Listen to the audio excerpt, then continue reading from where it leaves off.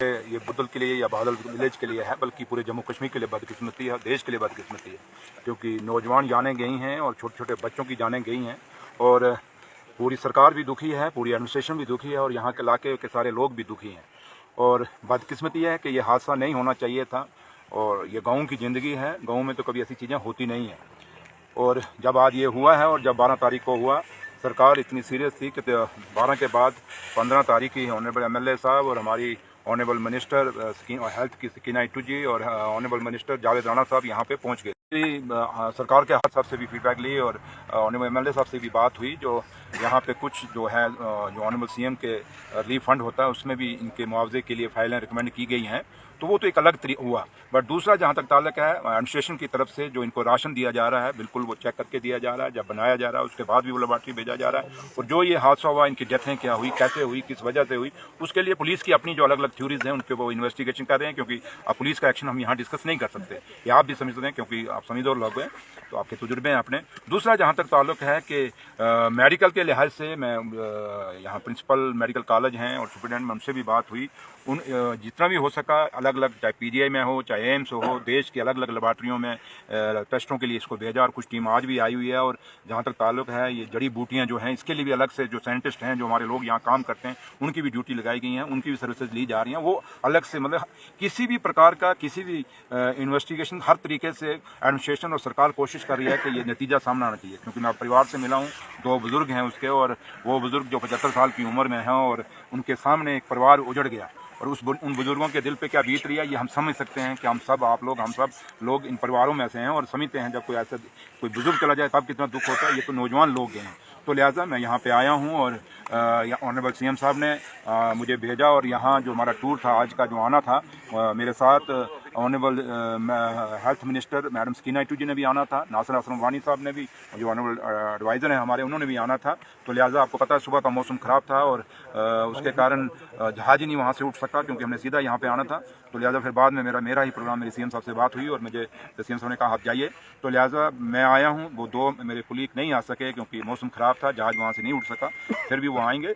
लेकिन मैं जब खुद आ गया हूँ, एक डिप्टी चीफ मिनिस्टर यहाँ आपके बीच में आया है, तो एक जिम्मेदारी के साथ सरकार आई है। तो लिहाजा आप समझ सकते हैं कि मेरा आना और चीफ मिनिस्टर साहब का रोज़ इस पर नज़र रखना और रोज़ रिपोर्टिंग लेनी, ये बहुत बड़ी कितनी चिंता का विषय चीफ मिनिस्टर साहब के लिए है। तो लिहाजा मैं आपको और मैं पूरे इलाके को और ख़ासकर मैं फैमिली को एश्योरेंस दे के आया हूँ कि अगर ये एक नेचुरल डेथ है तो फिर तो हम उस भगवान के आगे, उस खुदा के आगे हम कुछ नहीं कर सकते। बट अगर इसके अंदर कहीं भी इफ एंड बट है तो फिर जो इफ एंड बट है वो बख्शा नहीं जाएगा। सर आपने ये सुनिए मेरी बात, तो बख्शा नहीं जाएगा। सरकार इस नतीजे पे पहुंचेगी कि ये जाने कैसे गई और किस तरीके से गई और कैसे गई, इस चीज़े पे हम नतीजे पे, चाहे वो मेडिकल से हुई या कैसे हुई, दोनों एंगल से सरकार काम कर रही है, एडमिनिस्ट्रेशन काम कर रही है, पुलिस अपना काम कर रही है। तो लिहाजा थोड़ा सा आप लोगों को वेट करना होगा और उम्मीद करते हैं कि माँ वैष्णो के आशीर्वाद से, उस मालिक के मेहर से जल्दी रिजल्ट सामने आएगा। और जो बच्चे हैं जो हमें छोड़ के गए, हम सबको छोड़ के अपने परिवारों को छोड़ गए हैं, जो आज पीछे बचे हैं, और एक बच्ची जो है जिसको कल मैं और जावेद साहब ऑनरेबल MLA साहब SNJ हॉस्पिटल देखने के लिए भी गए और बच्ची बिल्कुल बोल नहीं रही थी और अंदर भी बाप यही कह रहा था कि मेरी बच्ची बचा लो, क्योंकि आखिरी उसका सहारा उस बाप का है। ये दुख हम समझ सकते हैं क्योंकि हम भी परिवारों में से हैं।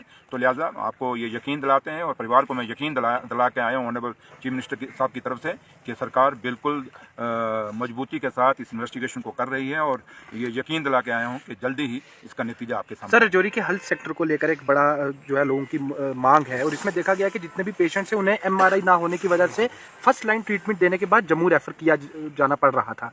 क्या हुकूमत GMC रजौरी में हेल्थ सेक्टर को ऑगमेंट करने के लिए 60% जो असामियाँ खाली हैं उन्हें पूर्ण करने के लिए और MRI जैसी बेसिक फैसिलिटी प्रोवाइड करने के लिए इस मामले के बाद कुछ कोशिश करेगी? अब जब आपका इस सवाल है, लेकिन मैं अब इसमें कुछ जवाब तो मैं दे सकता हूँ, लेकिन मैं दूंगा तो फिर सियासत में, क्योंकि मैं कैसा, आप लोग मुझे सब जानते हो, मैं ऐसे जगहों पे कभी सियासत नहीं करता। लेकिन है कि हमें 2.5 महीने हुए हैं अभी सरकार बने हुए और ये यकीन रखिए कि जो पीछे मैं अब कैनवर गिनाऊंगा तो अच्छा नहीं लगेगा, जो नहीं है कुछ खामियां, मुझे पता है बहुत ज़्यादा खामियां, और यहीं मैंने अंदर डॉक्टर साहब को भी कहा, मैंने अपना प्रिंसिपल मेडिकल कॉलेज रजौरी और जो सुपरिटेंडेंट मैंने उनको भी कहा कि हॉस्पिटल के अंदर काम करने की ज़रूरत है। ये हॉस्पिटल इसलिए दिया गया था कि जम्मू रजौरी के लोगों को सहूलत मिले, पुंछ के लोगों को सहूलत मिले, नौशहरा के लोगों और सुंदरवानी के लोगों को, दूर दराज के फाल फलंग इलाके के लोगों को सहूलत मिले। हमने इसलिए नहीं बनाया था कि यहाँ लोग आएँ तो बच ही ना सकें। तो इसलिए मैंने इनसे बात की और दोबारा एक दिन मैं आऊँगा, टूर करेंगे, हम रिव्यू मीटिंग लेंगे और स्पेशली एक मेडिकल की रिव्यू ले लेंगे।